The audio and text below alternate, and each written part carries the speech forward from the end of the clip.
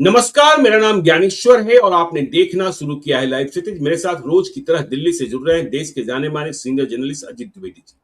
अजीत जी, छात्रों का आंदोलन और बांकीपुर विधानसभा का उपचुनाव।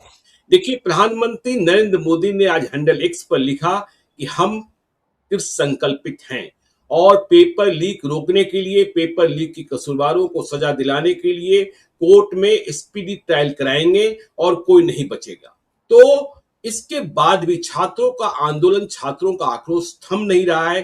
कल रात फिर से जंतर मंतर पर जैसा हुआ वह दिल्ली में देखने को मिला और बिहार में भी आंदोलन की आग है। और देखिए, इस आंदोलन की आग में वैसे लोग जो आंदोलनकारियों को आतंकवादी कह रहे हैं, देशद्रोही कह रहे हैं, बिहार सरकार के कई मंत्री भी हैं, उनके खिलाफ भाजपा के कई नेता भी हैं, उनके खिलाफ भी आक्रोश फट रहा है। और इसके साथ ही हम चर्चा करेंगे बांकीपुर विधानसभा के उपचुनाव की। 3 दिनों के दिल्ली प्रवास के बाद मैं कल रात को पटना लौटा था और जैसे ही पटना एयरपोर्ट पहुंचा, वहां मिले लोगों से ऐसा लगा कि चुनाव तो बदल गया है। चुनाव कब बदल जाता है चुनाव प्रचार के दौरान, यह समझना समझ से परे की बात होती है। चुनाव अभी बदला है, आगे भी बदल सकता है। 28 तारीख तक चुनाव प्रचार है और 30 तारीख को वोटिंग है। देखिए, हम लोग यह कह रहे थे 3 दिनों पहले कि संगठन और प्रबंधन की ताकत के बूते बांकीपुर विधानसभा के उपचुनाव में भाजपा आगे जाती हुई दिख रही है। उम्मीदवार नीरज सिन्हा ने भाजपा की बात कर रहे थे क्योंकि सामने से जन सुराज के प्रशांत किशोर है। लेकिन आंदोलन की आग ने और प्रशांत किशोर के प्रचार ने, प्रशांत किशोर की बानी ने चुनाव को फिर से मोड़ दिया है। और बांकीपुर विधानसभा के उपचुनाव में आरजेडी साफ दिख रही है। और आज हम यह कह सकते हैं आगे नहीं बदलेगा, इसकी भविष्यवाणी नहीं कर रहे हैं, लेकिन आज करें कि बांकीपुर विधानसभा के उपचुनाव में आरजेडी साफ है और बीजेपी और प्रशांत किशोर हाफ हाफ पर पहुंच गए हैं। इसका मतलब यह है कि नतीजा कुछ भी हो सकता है। जो पहले दिख रहा था संगठन और ताकत के बूते कि जनसुराज के झंडे नीचे उतारे जा रहे थे, उतरवाए जा रहे थे, अब जनसुराज के झंडे और स्टिकर घरों घरों में लगे दिख रहे हैं। और पहली बार हो रहा है कि चुनाव आयोग के खिलाफ चुनाव आयोग में शिकायतें करने बीजेपी के लोग पहुंच रहे हैं। पहले तो विपक्ष पहुंचता था। और कल रात से हम लोगों ने यह भी देखा कि जनसुराज के कार्यकर्ताओं और नेताओं के यहां पुलिस की दबिश पड़ रही है, उन्हें डराया जा रहा है या यूं कहें कि चुनाव से दूर रहने को मजबूर किया जा रहा है। तो ये सब उल्टी चाल चली जा रही है और इसका असर साफ साफ दिख रहा है गुस्सा और आक्रोश में। तो देखिए, बांकीपुर विधानसभा का उपचुनाव बहुत दिलचस्प है और तेजस्वी यादव आज 24 तारीख को भी नहीं लौटे हैं। 25 तारीख कल बिहार विधानसभा के मानसून सत्र का आखिरी दिन है। वे लौटेंगे नहीं लौटेंगे किसी को नहीं पता है, लेकिन अब आरजेडी वालों ने ही कहना शुरू कर दिया है वे लौटेंगे भी तो बांकीपुर उपचुनाव से दूर रहे।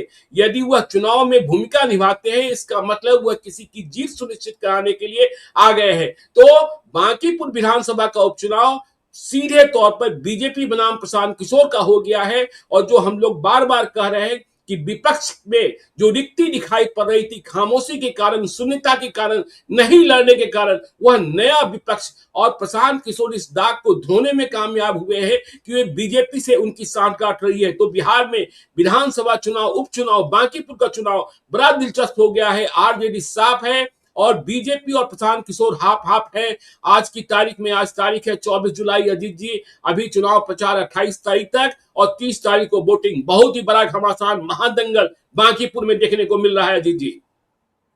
बिल्कुल बिल्कुल ज्ञानेश्वर जी, लेकिन पहले जहां से आपने बात शुरू की है, जो अभी छात्रों का जो आंदोलन चल रहा है, उस हाँ हाँ वो जिस तरह से प्रकट हो रहा है बिहार में, पटना में कल जी जिस तरह से प्रदर्शन हुए हैं, कोई 6-7 घंटे तक, एक रिपोर्ट हम देख रहे थे कि आधा शहर, मतलब आधा पटना विद्यार्थियों के आंदोलन की चपेट में था।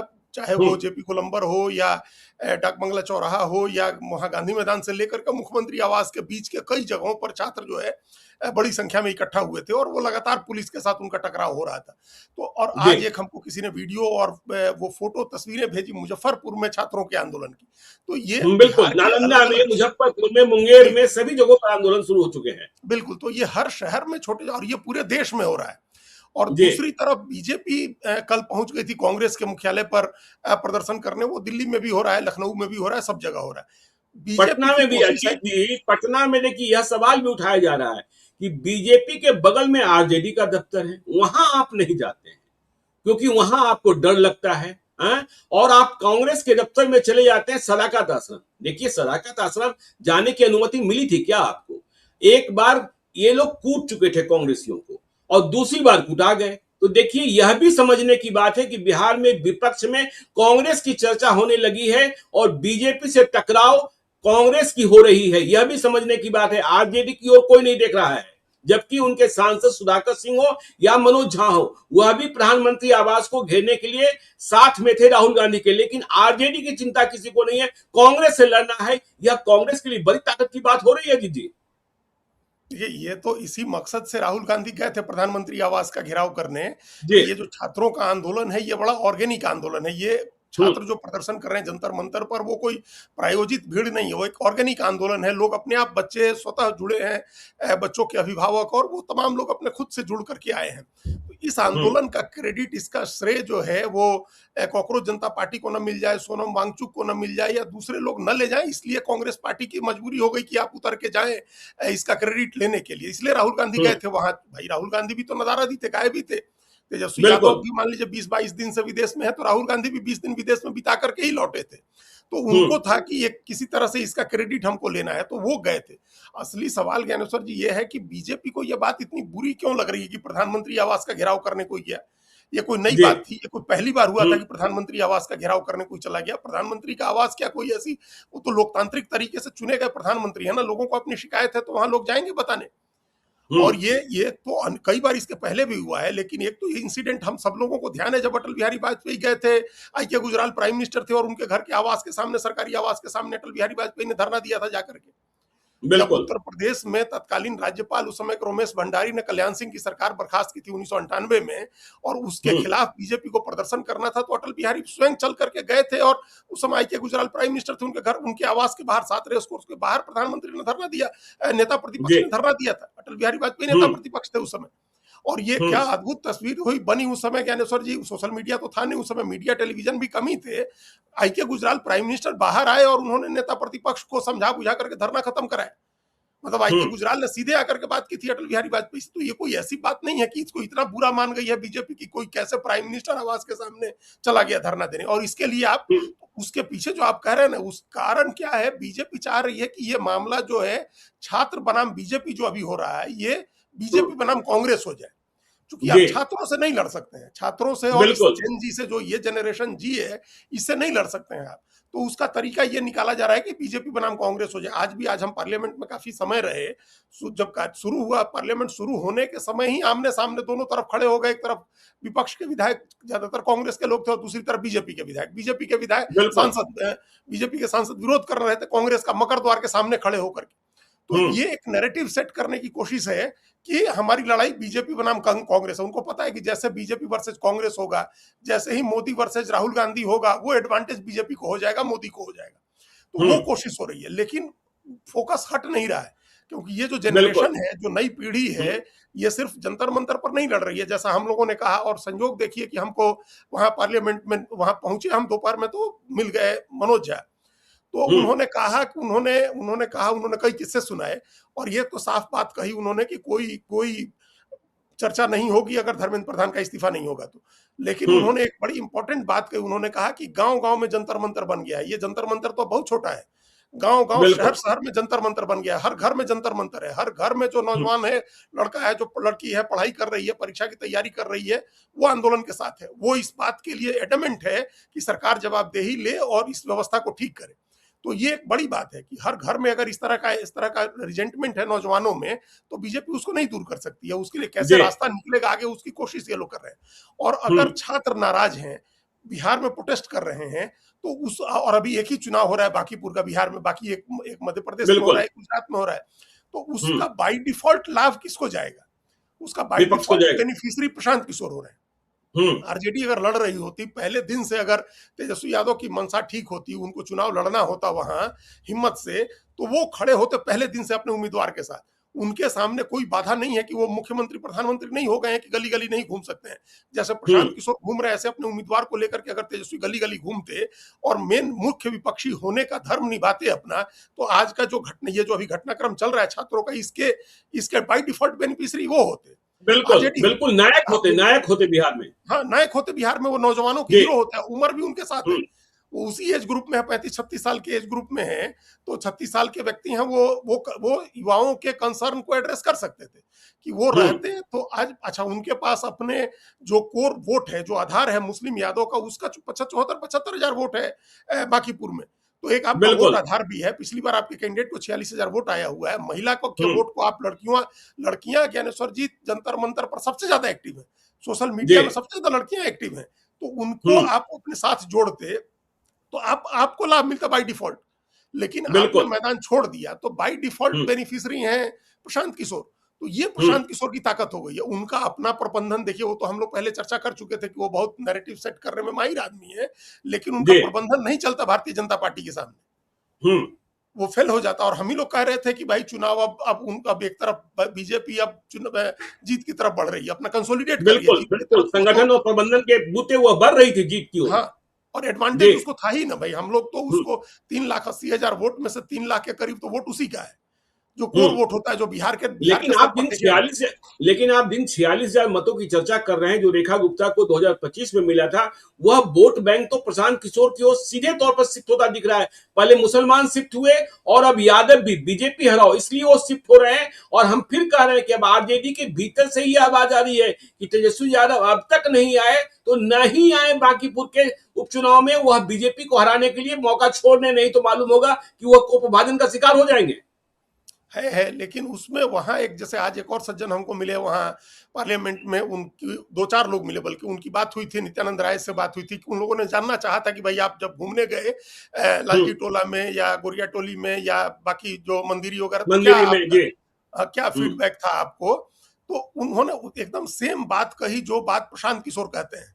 उन्होंने हम्म। वहां लोगों को समझाया, यादव लोगों की, कि भाई आपकी दुर्दशा किस वजह से है इतनी, आप क्यों हम्म। सफर कर रहे हैं, आपको कैसे लग रहा है कि आप लोग छूटते गए, पॉलिटिकल पावर आपकी बिल्कुल कम हो गई, हाशिए पर चले गए, सामाजिक स्तर पर भी जो एक आपका स्थान बना था वो सब खत्म हो गया, कैसे हो गया। तो उनका हम्म। कहना था कि लालू यादव की वजह से हो गया, मतलब आरजेडी की वजह से हो गया। हम लोग आंख मूंद करके आरजेडी के साथ खड़े रहे और उसका कोई बेनिफिट नहीं हुआ। हम्म। मतलब नाम हुआ, ऐसे कॉलर उठा करके चलने के लिए हुआ, लेकिन कोई आर्थिक संपन्नता तो आई नहीं ऐसी।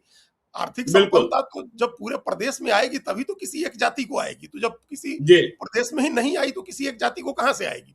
तो फिर हम्म। उस आधार पर इन्होंने ये अपना जो पिच करना था, अब ये घूम ही रहे हैं। आपने पहले ही बताया था कि वो केंद्रीय मंत्री हैं और गली गली घूम रहे हैं, नित्यानंद राय भी घूम रहे हैं, रामकृपाल यादव भी घूम रहे हैं।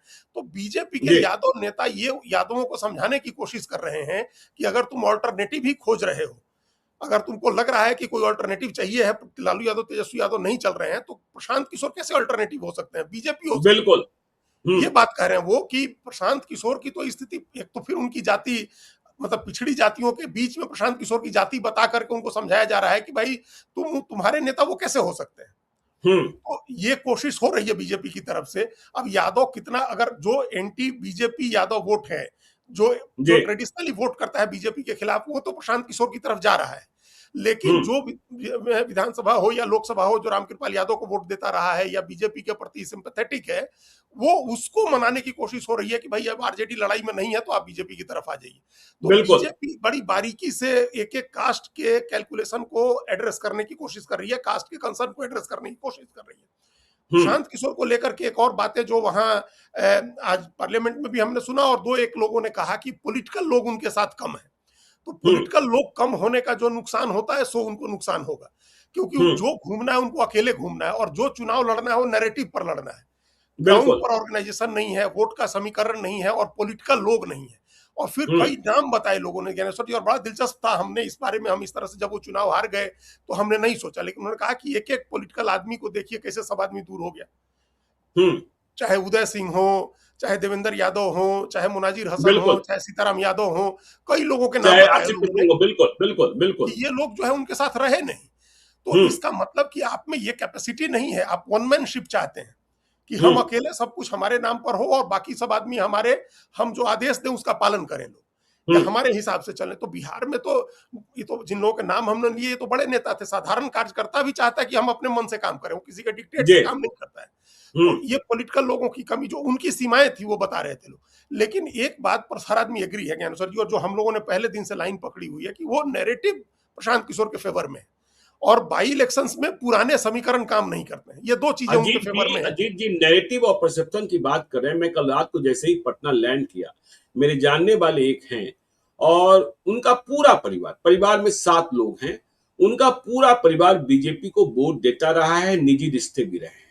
वे हमें एयरपोर्ट के बाहर ही मिल गए, बोले घर के भीतर बड़ा बड़ा घमासान है, बाबा जो हैं, दादा जो हैं, वह वोट बीजेपी को करेंगे, हाँ, पिताजी वोट बीजेपी को करेंगे, मैं बीजेपी को वोट करूंगा, लेकिन मां ने फैसला कर लिया कि बस्ता छाप को वोट देंगे, प्रशांत किशोर को। और उन्होंने यह भी बताया कि 4 दिनों पहले तक उनकी नई पत्नी है, वह बीजेपी को वोट देने के लिए तैयार थी, लेकिन जैसे ही जंतर मंतर की घटना हुई और बिल्कुल। पटना में किस तरीके से लाठीचार्ज हुआ, पत्नी ने कहा कि जेनजी को निशाना बनाया जा रहा है, मैं जेनजी हूं, अब मैं भी बस्ता छाप पर वोट दूंगा। तो जिस परसेप्शन और नैरेटिव की बात कर रहे हैं और जो घटनाक्रम है, वह घटनाक्रम वोट को मोड़ रहा है। बिल्कुल मोड़ रहा है चुनाव। आप भी जो कह रहे हैं कि चुनाव बदला 3 दिन बाद, आप दिल्ली की तस्वीर देख करके गए थे, दिल्ली में क्या माहौल था। मतलब जी। दिल्ली में, सेंट्रल दिल्ली में तो निकलना मुश्किल था। हम कल गए थे, आज गए बिल्कुल। थे, आज भी चारों तरफ इतने बैरिकेड लगे हुए हैं, मेट्रो हम्म। स्टेशन बंद किया हुआ है, लोग नाराज होकर के मेट्रो स्टेशन के बाहर नारे लगा रहे हैं। तो क्या हम्म। उनकी मेमोरी में ये चीजें नहीं रहेंगी कि वो परेशान हुए? और किस लिए हम्म। परेशान हुए? सरकार की अक्षमता के कारण। चुनाव हम्म। परीक्षा समय आप ठीक से नहीं करा पाए, ये किसकी अक्षमता है? आप मंत्री को जिम्मेदार या किसी को जवाबदेह नहीं ठहराए, ये किसकी अक्षमता है? और उसकी हम्म। वजह से आंदोलन हुआ, तो आप लाठी चला रहे हैं बच्चों के ऊपर, और आम आदमी सफर कर रहा है। ज्ञानेश्वर जी, बिल्कुल। आज की बात आपको बता रहे हैं। जमुना ब्रिज, हम नोएडा से आते समय हम जा रहे थे पार्लियामेंट, नोएडा ब्रिज पार करने के बाद मोबाइल बंद, मोबाइल में वाईफाई बंद हो गया, इंटरनेट बंद हो गया। बताइए। जी। और पूरा आईटीओ से लेकर के सेंट्रल दिल्ली, हम वहां से फिर खान मार्केट गए, पूरे इलाके में इंटरनेट बंद रहा। आप व्हाट्सएप नहीं हम्म। चला सकते। सोचिए आम आदमी, या जिन लोग का काम है, बिजनेस है, जो लोग कम्युनिकेशन करते हैं इन सब, इस पर, इसके ऊपर उनका कैसे काम चल रहा होगा? ऑनलाइन ट्रेडिंग करने वाले बिल्कुल। बहुत सारे लोग हैं, कैसे बिल्कुल। काम चल रहा होगा लोगों का? तो बिल्कुल। ये परेशानी आम आदमी को हुई है। और जो बच्चों हम्म। के ऊपर लाठियां चली हैं, उसकी प्रतिक्रिया पूरे देश में हो रही है। आज कई हम्म। एमपीज ने कहा पार्लियामेंट में, और हम, आप अब नाम, चूंकि वो बीजेपी के भी लोग हैं उसमें, और एलआई पार्टनर के भी लोग हैं, उनके हम्म। घरों में वो स्थिति है जो आप बता रहे हैं, कि जी। बच्चे उनके कह रहे हैं कि, और एक एक व्यक्ति ने, एक नेता है बीजेपी के, उनके उनकी बेटी ने बाकायदा बैनर लगाया हुआ अपने सोशल मीडिया हैंडल पर कि आई लव सोनम वांगचुक। अब आप बताइए। सोचिए कि इसको कोई कैसे रोक सकता है? आप, जी। अच्छा, आजकल के बच्चों को आप नहीं कंट्रोल कर सकते हैं। आप, हम हम्म। गए, हम, आप देखिए वहां जंतर मंतर पर कैसे कैसे नारे लिख करके लोगों ने रखे अपनी भाषा में, अपना जो जेनजी की भाषा है, जिस भाषा में वो काम करता है, वो लिख करके रखे हुए। उसको कोई डर नहीं है, और उसको कोई शर्मिंदगी नहीं है, वो कोई हम्म। अपोलोजेटिक नहीं है कि हम जो कर रहे हैं इसके लिए हमको किसी तरह की शर्म है। और वो डायरेक्ट एड्रेस कर रहा है प्राइम मिनिस्टर को। तो ये, बिल्कुल। इसका मतलब, इसका असर बड़ी रिपल इफेक्ट हो रहा है। इसका हर घर के बच्चे इस बात को देख करके प्रभावित हो रहे हैं। जेनजी प्रभावित हो रहा है, जो 1997 से 2012 के बीच में जिनका जन्म हुआ है।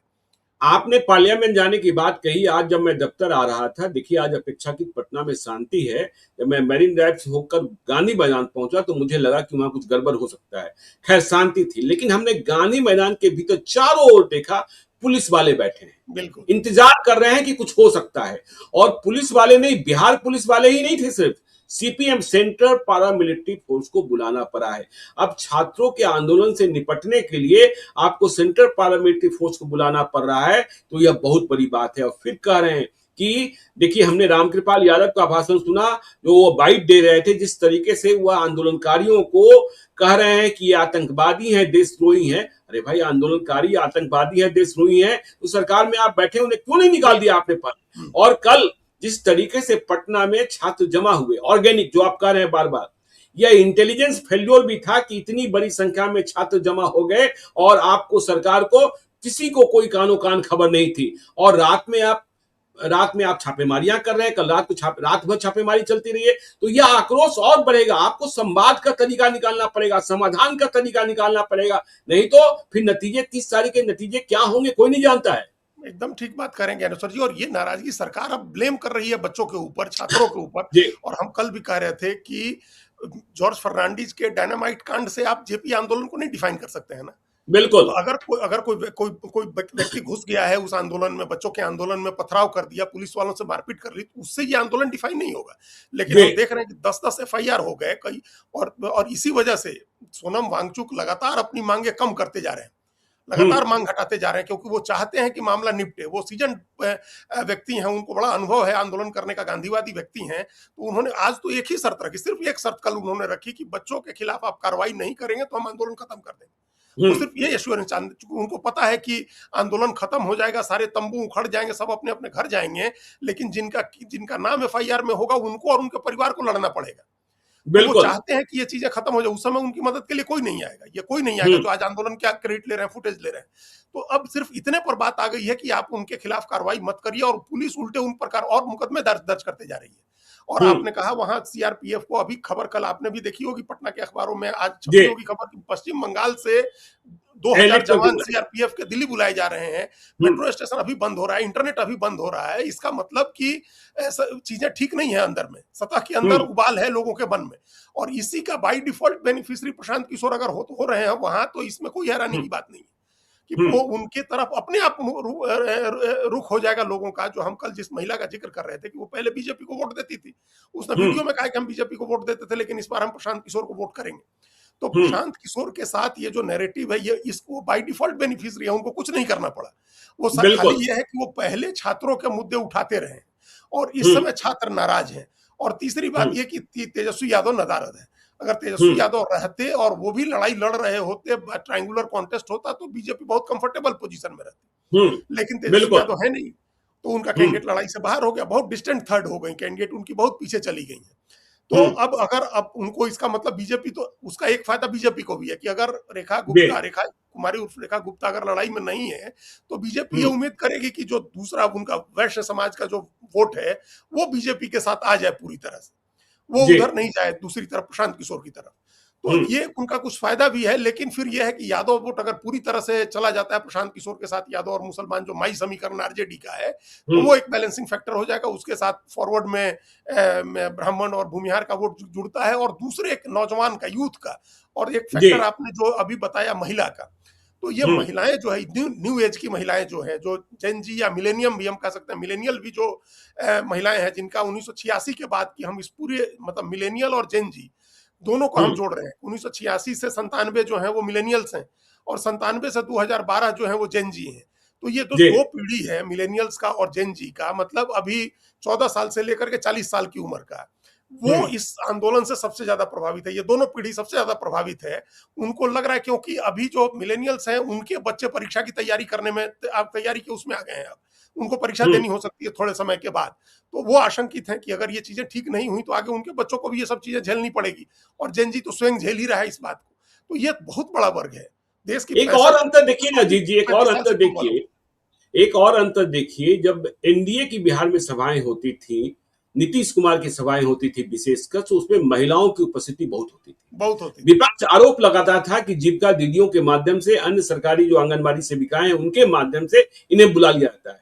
अब बांकीपुर उपचुनाव में देखिए, प्रशांत किशोर की सभाओं में महिलाएं दिख रही हैं, तेजस्वी यादव की सभाओं में कभी महिलाएं नहीं दिखती थी। और हमने आज का ही वीडियो देखा या कल का वीडियो देखा है, प्रशांत किशोर ने फिर दुखती रग पर देखिए हाथ फेर दिया है। उन्होंने कहा कि देखिए, पटना बांकीपुर की महिलाएं, अभी आपको सरकार से लेने का वक्त आ गया है। जब हमने 2025 के चुनाव में शंखनाद किया और लड़ाई की घोषणा की, तो बिहार की महिलाओं को 10-10 हजार रुपए उनके खाते में भेजे गए। तो याद कीजिएगा, उस समय ग्रामीण महिलाओं के खाते में भेजे गए थे, बिहार की सभी महिलाओं को अब तक नहीं मिला है, और शहरी क्षेत्र में महिलाओं को कम मिला था। अब प्रशांत किशोर ने यह कह दिया कि अभी मौका है, आप ले लीजिए, आप लीजिए और वोट मत दीजिए। वह बार बार याद दिला रहे हैं कि वोट कमल को देना है कि स्कूल के बस्ते को देना है। तो महिलाओं की उपस्थिति ऐसी हो रही है जो चिंता की बात। और हम कह रहे हैं ना कि पहले झंडे उतरवाए जा रहे थे, अब प्रशांत किशोर के स्टिकर घरों में चिपक रहे हैं, और बीजेपी वाले अपने लोगों से, बीजेपी के जो पुराने लोग हैं, वह अपने नेताओं से कन्विंस नहीं हो रहे हैं कि भाई इस चुनाव से होना क्या है जो आप इतनी ताकत लगाए हुए हैं, इतनी ताकत लगाए हुए हैं। तो ये तो पहले दिन से ये स्थिति है। देखिए, वो जो हम लोग कह रहे थे ना कि बार बार ये जो सामान्य आम चुनाव का समीकरण होता है, वो बाई इलेक्शन में काम नहीं करता है। जी।